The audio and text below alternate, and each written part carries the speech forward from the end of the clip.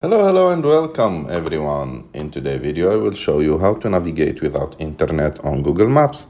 To do this it's very simple. You have just to go to Google Maps, open it, and after that go and click on your picture on the top right of the screen.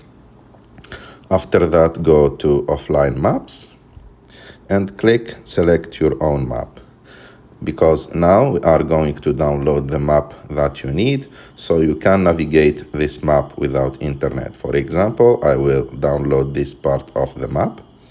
I have to just click on download and wait for a few seconds while Google Maps are now downloading this map.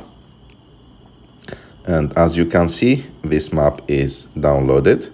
And now when I need this map, I can use it directly from here without any need for the internet. So for example, when you are traveling and you don't have internet, you should download before traveling the map of the place where you are going. And when you arrive there, you can use Google Maps without any need of the internet. I hope that you like this video. If you like this video, don't forget to subscribe to our channel, to like this video. If you have any question, you can put it in the comment section, and see you in the next one.